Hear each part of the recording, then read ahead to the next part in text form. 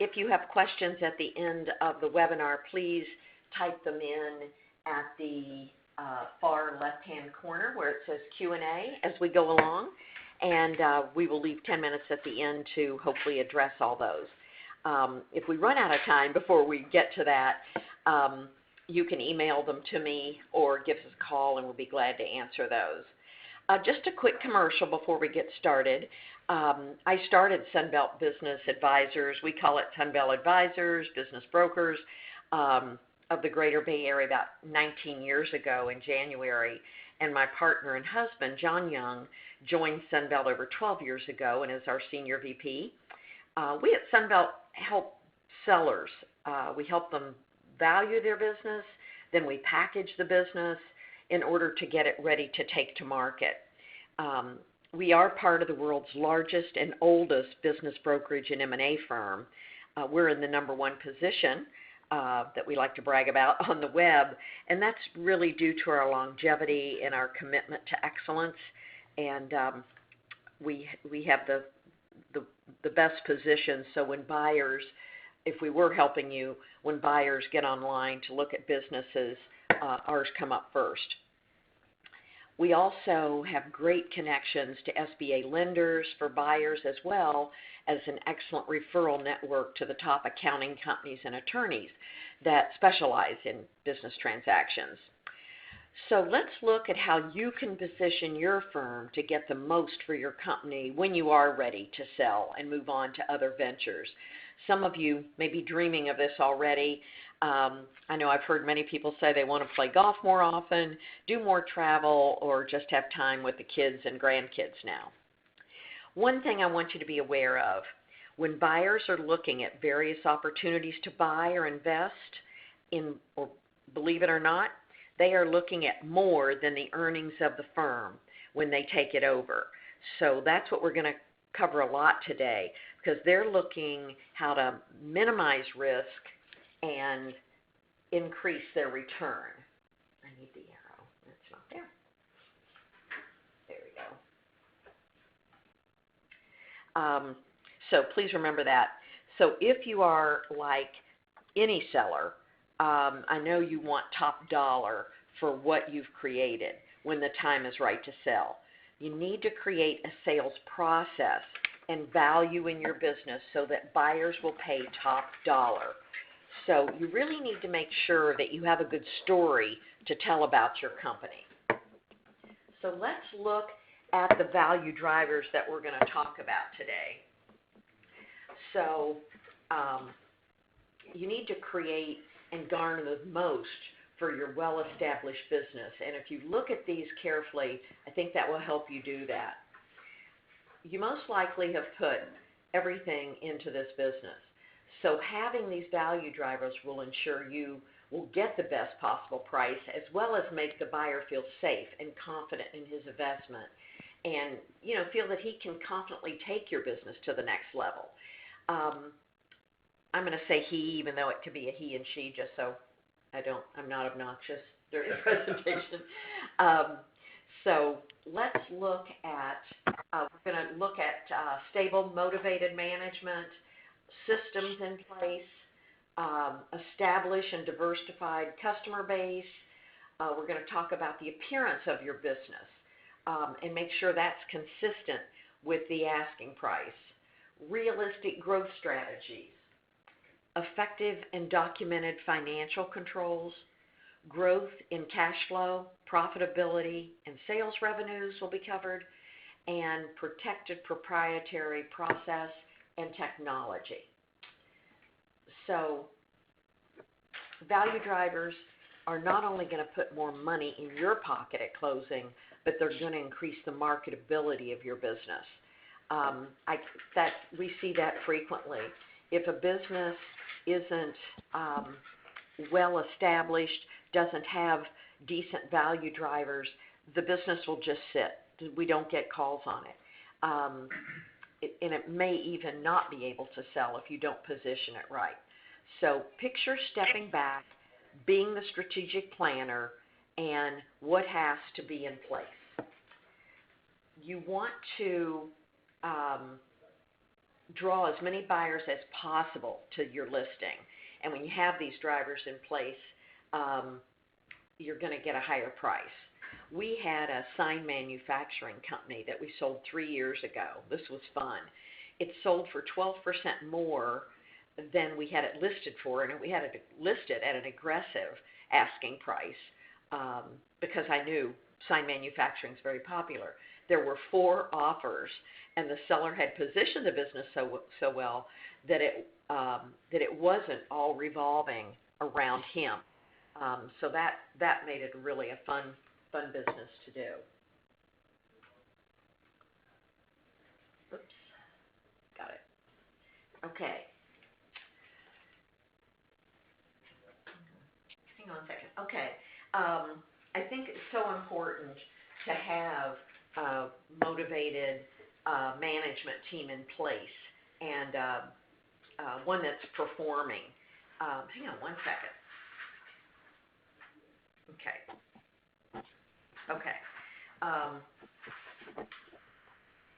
None of the other value drivers can be achieved with just you running the business. It is almost impossible to sell a company where there's only one owner and no team behind them.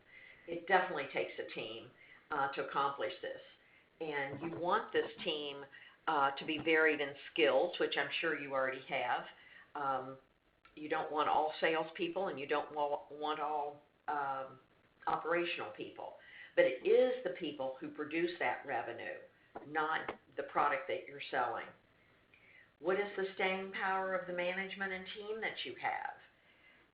We just talked to a company a few weeks ago, and everybody was over 60, and the owner was 78, and he wasn't sure he was ready yet. So it doesn't make it as appealing to wait that long, or at least have it varied throughout your team. One question that's good to ask yourself, God forbid something happened to your health and you had to step back in 2 to 3 months, are your people cross-trained? Or are there leaders among the team to take over when you have to be out? I know a buyer looks at these things and has to make sure and feel confident that they can fill your shoes while they're learning the business and be up to speed. Okay. Sorry. So how do you motivate your key employees to both increase the value of your business and stay through the transition with the new owner? Let's look at this. The key employees' incentive plans have 3 desired results. Motivated employees to increase the company cash flow during the sales process. Keep employees on board before, during, and after the transition. And we're going to speak more of this because you do want to reward the employees when the business is sold. So to ease your stress about this with employees and staying, in my experience, they do typically stay, or a large percentage of them do. If they've been treated well and the buyer has the same thoughts about this and the same commitment to keeping them, there should be very little transition there. Another company I'm working with, the owner probably, should have sold. I think I shared that with him about this. He was in his 70s, and the majority of his team. Let's look at the next. Okay. So some of these should be looked at when you're developing your plan. Why don't you earmark a significant piece of your future value to your key employees who helped create that? So this is going to be a percentage of your of what you garner from the sale that you may want to earmark for them. And then incentives, what this does, it handcuffs those key employees now during the sales process and through an earn-out period. You won't necessarily, and John is going to discuss the earn-out that happens with some businesses if there is kind of an up and down with your financials, or if it stayed flat. an earnout will be asked of you. So, John, do you want to just discuss a little bit about what an earnout is? Certainly, many of you may not have heard the term earnout. Your business will have a value based on historical earnings. Sometimes, or often actually, when a business is growing and it can be expected to grow significantly, the buyer could be incentivized to pay a little bit more for the business because of what they expect to happen, not so much might happen, but what they expect to happen. Now, when that occurs, the buyer is often going to pay you, call it the fair value for your business today, but he's also going to put in the contract and a sum of money that he will pay you in the future, maybe over the next 2 or 3 years, as the business grows and as those predicted thresholds occur. So, for example, you may be asking, let's say, $1 million for the business. They will then say they will offer $750 at closing. And then, John, you want to discuss what the earnout would be? The earnout in that case would be $250,000, and you would receive that $250,000 over a 2 or 3 year period as revenues increase to justify that value. And that increase is not just normal growth. Think of it as a stays on track. Yeah, it stays on track, and growth that is built in today but not yet received in the future. It's not just a new customer coming. So this can happen when there's been fluctuations in your production. So let's say 3 years ago it did very well, and it definitely warranted $1 million price, but 2 years ago it dropped, and now it's on its way back up, but a buyer doesn't know if it's going to get back to where it was when it was really worth $1 million. Right, John? Right. Okay. So hopefully that's clear to you. Give us a call if you have any questions about that. So you really need to give your employees a reason to stay, and by offering them an incentive plan from you, not the buyer, is going to keep them there to help make it all happen. You're the one that they have the relationship with. So you will be paying them over the next 3 years, even though you probably won't even be involved in the company, but it's going to come from you, or you will reimburse the buyer and then he pays it. But either way you want to do it. And I would say I see it happen maybe a third of the time, because people kind of want to keep that all to themselves. Yes. But we're just saying that if you feel like you owe your people something for what they've helped you build, it's a wonderful way to get them to stay. So that's one way. Promise them that. Second, this stay bonus can increase your business value, thus increasing the amount of money you receive at closing. And it's kind of a carrot and a stick. The carrot is you're going to give them money, but you may ask them to sign a covenant not to compete, and employment agreements. So your buyer is going to love that. But we are, California is a non-compete state. Is that right to work state. Right to work state. So I've seen sellers not let them know that, and they sign it, and it works just perfectly. But others, check with their attorneys, and they will find out that they really don't have a right to holding you to it. Let me just add to that. The incentive bonus would be good for, say, your receptionist, not necessarily, but they're just not a key employee, and therefore you could not obligate them in any way. But the manager of your manufacturing floor or the manager of sales, those people could be subject to the non-compete. So check with your attorneys, Joan said. Mm-hmm. And this is only to your key people that are helping you get to this point. And depending on the size of your company, and we're going to look at an example of a $10 million sale, and they gave it to, I think, 3. Yeah, we'll discuss that in just a moment. Yeah. Okay. What slide is this? 9. 9. Okay, so let's, how you determine that amount of that stay bonus. Either the invested benefits of an existing key employee benefit program, you may have that, we're not going to spend much time on that. Another way is the percentage of the anticipated purchase price that you wish to give to your employees, or just a specific cash amount. I've seen people give $5,000 bonuses to their key people, and I've seen many times, probably more than not, they give them half of that bonus at closing and then the other half a year from then. That's going to help make a smooth transition for the buyer of your business. So another example is once you're paid that earnout, so it might be over a 2 to 3 year period, a good incentive for the key employees or management is to give a percentage of that earnout to the employees because they really stayed to help make the deal happen. That could be 2% or 5%, depending on the amount you made from the sale. So if you made $8 million, it could be as much as 4 to 5%. For smaller transactions, I've seen, let's say a 2 to 5 million transaction, maybe 2% be shared among your top employees or management. And so many people that, your employees are what's kept you in business, and most sellers that we work with have a lot of loyalty to them and want to make sure that the best possible buyer comes in and takes care of them just like you have, and you just want to reward them.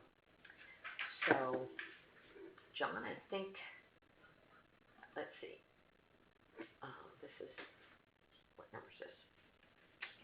Okay, one more. Key employees are never so key is when the owner begins exiting. What I've seen, not always, but I have seen it maybe 20% of the time, the fire in the belly is gone from the seller. They just want to move on. They want to retire. They want to travel. So that's something you have to be aware of. Buyers buy cash flow, and they pay top dollar for cash flow that they expect to increase after the purchase of a company. I think John mentioned that. It falls to key employees to drive that cash flow. So especially if you don't have as much fire, now you become more of a motivator for the others. But that key management, that's really vital to you or to the new owner. And without it, you might not be able to sell it at all. So key management needs to stay to ensure your earnout. And by the way, this earnout maybe happens 20% of the time. And it's only, remember, if your business has gone down, it's come up, but it's not all the way back. If you've been steady or if you've been going upward, you won't even need an earnout. However, if you have been a huge part of this business and they're not sure what it's going to be like without you, they may still do an earnout. Hope that helped. Okay, John, you want to talk about this fictional case? Yes, thank you. And you're probably wondering, why are we spending so much time on this earnout? It's because it's a possibility in 20% of the cases, but we're really discussing this concept of motivating key employees. The earnout is just one of the ways that it can occur. But Joan touched on the key issue, if I may use that word again, about employees, and that is buyers are always concerned whether your employees who know how the business runs will remain with the business. And this is an important value driver and way to mitigate that risk that a buyer is going to imagine. It may not even be real, but they are going to imagine it. So let's look at a fictional case. This is really an unusual M&A level exceptional deal, but it was presented. It's not fully fictional, actually. So business was valued at $10 million, 48 employees. There are 3 key employees in this case, and the financial objectives for the seller was leave as soon as possible. You probably have that same feeling yourself. and they wanted to net a certain amount of money after taxes. So value of the business was set to try and accomplish those goals.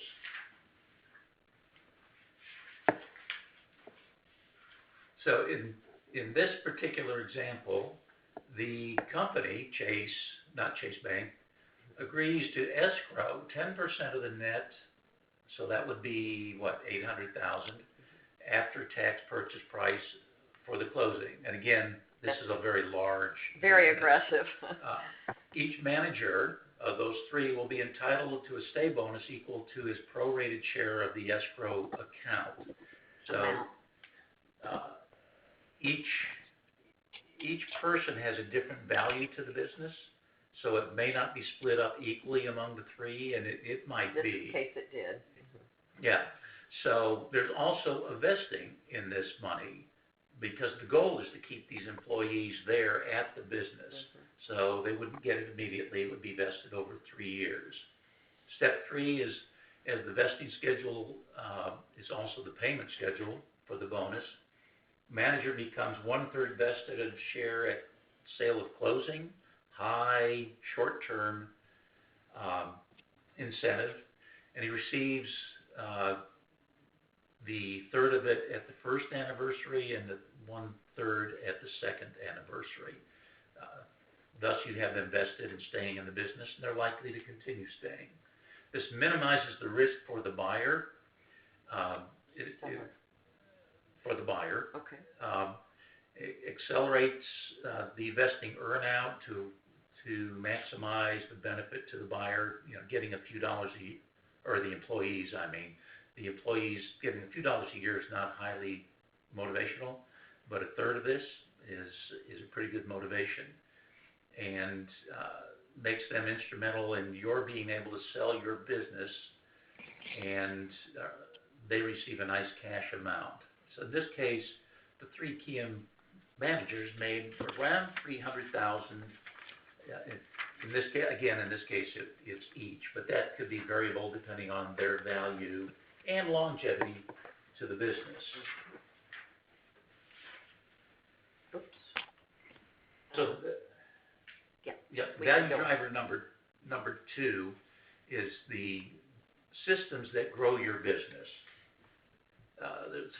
There are numerous controls: financial control through your accounting policies, compliance controls, if you have compliance with OSHA issues, compliance with federal laws, state laws, local laws, data management and information system. How is your information stored, saved, recovered, and managed, and who has access and who doesn't have access to your financial records or customer records, processes that relate to production and service and delivery.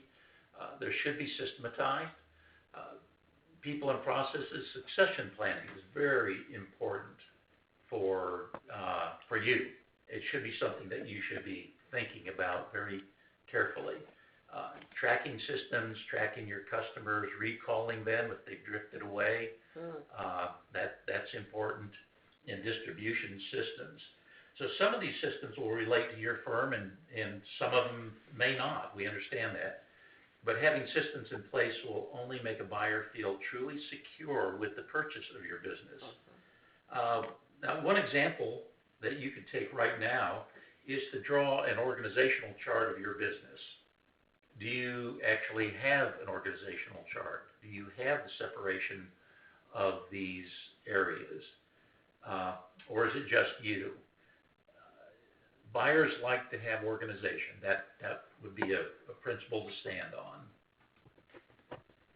So value driver number 3 is a diversified customer base. Wow, this is really, really important. Having an account concentration is a double-edged sword. And what do we mean by that? Well, an account concentration is kind of, for you, a guarantee that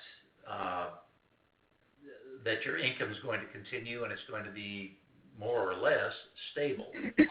On the other hand, to a buyer, it means high risk that relationship that customer has with you could disappear when you disappear. very important to mitigate that, and it can be done by you stepping back and making sure that that relationship is not with you personally, but is with your staff, with your organization, and that can help solve this problem. Now, we just interviewed a company who is ready to put their business on the market. One very big challenge is that 70% of the revenue is with just one customer. Yes, they've had the account for 5 years, but buyers are going to see this as a huge risk. So, and one other thing, we sold a manufacturing company 8 or 9 years ago with this exact concentration issue. It was solved, but in an interesting way, the buyer felt more comfortable if the seller stayed for a short period of time. Well, he's still there 9 years later. The company's grown quite a bit, and the seller did receive his earnout. So the seller really just didn't want the headache of managing the business any longer, but he loved sales, and he stayed on, and that was a really a nice ending to that story. Yes. And let me add one more thing here that's a critical issue that you may not have thought of, but it's very important. For you, the seller, the loss possibly of one of those clients or a big chunk of that, say 70% of revenue, is that you have to exert some extra effort into the business to find a new customer. Are you talking about as a buyer you would need to? No, I'm talking about you as the seller. Okay. The loss of a customer means you personally have to replace that customer. Your business continues on. But think of it from the buyer's point of view. They're not only losing that revenue, but they're carrying a huge debt from the acquisition of your business. That's right. That cash flow change can mean collapse of their business. So this is a very real risk. And reiterating something said before, the value of your business and these value drivers are from the buyer's point of view, because virtually all value is in the mind and the eyes of the beholder, the buyer. You know, there are financial principles for value, but if you don't have buyers, what value do you really have? So we're trying to get that across is how does a buyer look at it, and what can you do to increase the value of your business in your buyer's eyes? So diversification, obviously, is what you want to make sure you do. And I think buyers are okay with up to maybe 20%, what's the word I want? Concentration. Yeah. With one account. But any more than that, they start questioning it. So start diversifying if you could. I've seen people hire 1 or 2 salespeople and to do that, and it worked beautifully. Yeah, believe it or not, for most businesses, the look of your business is important and should be consistent with the asking price. Dealing with recently with an auto body shop, they clean up the shop at the end of the day. If any of you have a Lexus or a nice car, if you've been into service, you'll notice those service floors are usually very clean. It may not seem important, but when somebody walks through the front door of your business and you have a reception area, that should look fresh and clean. And you know, think of an airplane or your car. Dirty seat trays means poor performance for the business. It's just engine maintenance. Human nature. Say if you're not taking care of this, you're probably not taking care of that. Value driver number 5 is a realistic growth strategy, and I'll emphasize the term realistic. You can have great ideas that you can tell a potential buyer about how to grow the business, but you've never implemented them, then they're just ideas. So you should have a written plan. Your lender, if you have a lender still, will want to see a business plan. You might have drawn that up at the beginning. They will want to see it, your business plan for the buyer's financing. And it's a good idea even for yourselves to go back yearly and review your business plan and see how you're doing. What are the industry dynamics. By that, I might mean business cycles. Maybe your business industry is in a down cycle. You need to be realistic about projecting growth, that it's going to be slower for the next few years, and then as the cycle turns, it'll come back up. Be consistent with historical growth. Don't think of you've grown 10% a year and now you think that it's 20%. Buyers are not going to accept that without great reasoning and explanation. So it is possible, but just be aware of it. There could be increased demand for products and services. That would be one reason why you could project further growth. As you do these, by the way, starting to implement them to prove that they're not wild ideas is a great idea and a way to substantiate value. Can you develop new products or new services for your business and begin selling? I might just add, if your goal is to sell within the next 12 to 24 months, it might be too late to introduce new products and put a lot of money into that. But if you're looking five years down the road, you can... Certainly, and you could actually be in R&D on those new products too. That's true. And expanding your territory or expanding your capacity, that might be getting new space, new warehousing to expand. You might not do that at the last minute when the business is on the market, right, but a little bit ahead of time would be good. Okay, value driver number 6, effective documented financial controls. Well, documented everything. This verifies your performance. No buyer wants to see and no lender wants to see a handwritten profit and loss statement, and some small businesses will do that.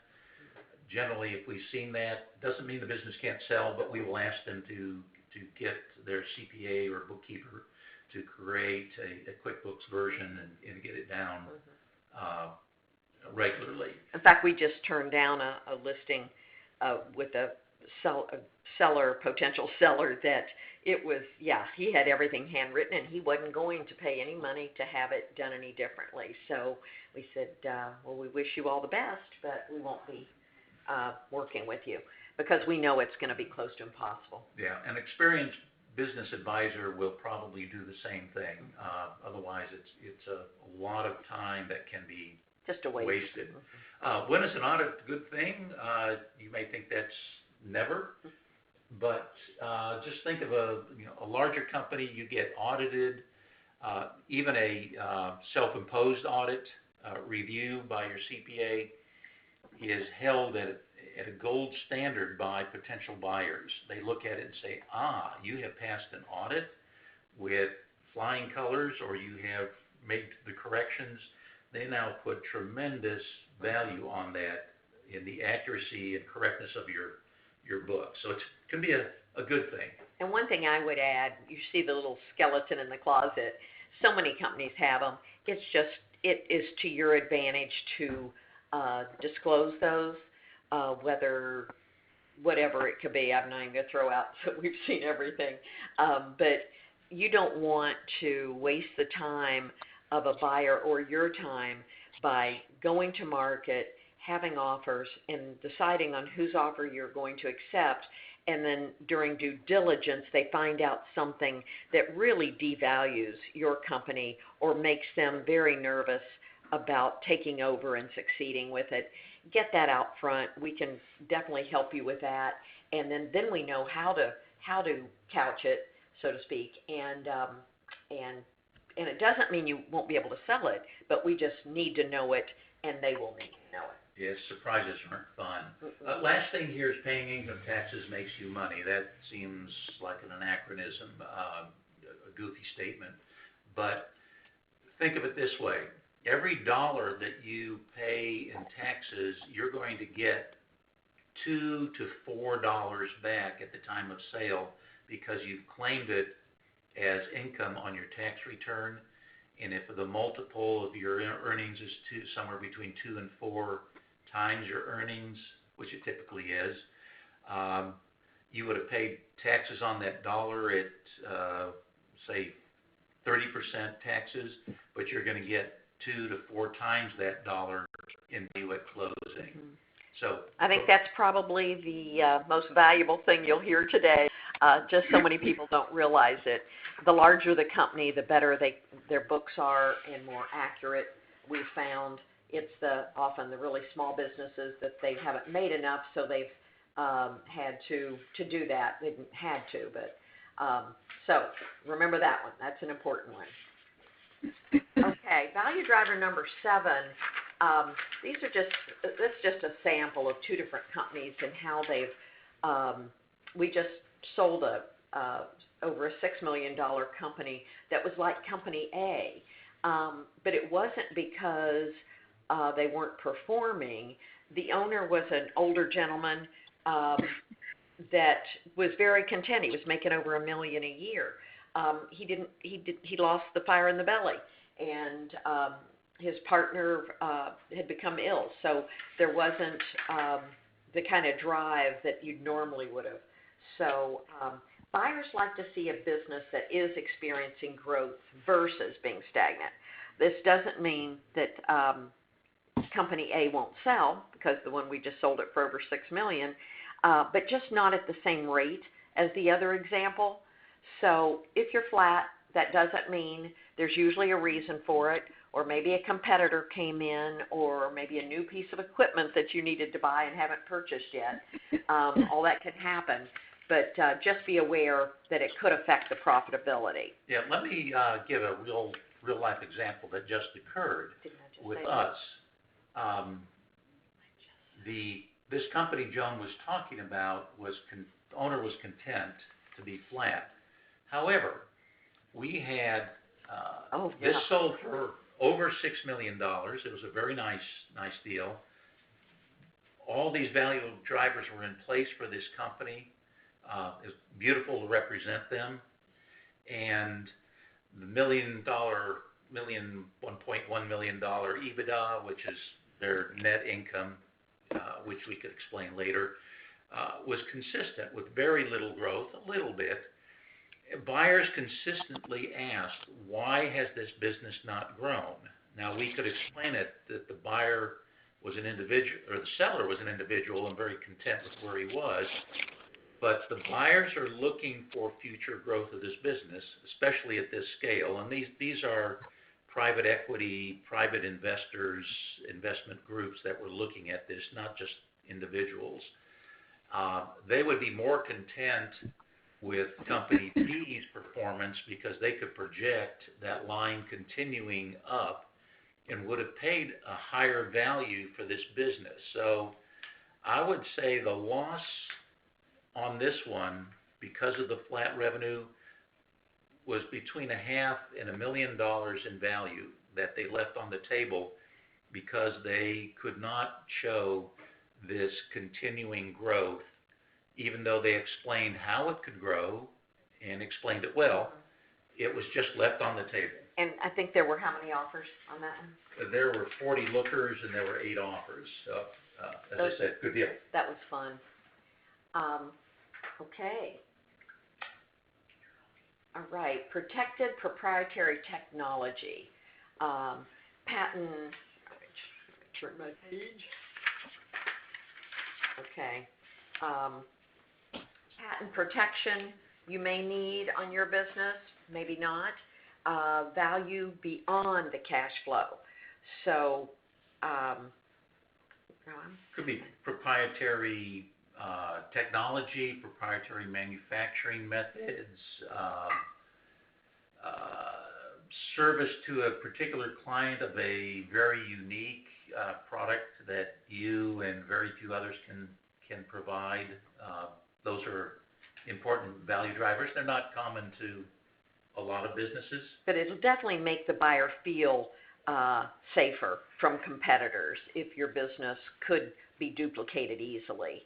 And you'll definitely get a higher multiple for that.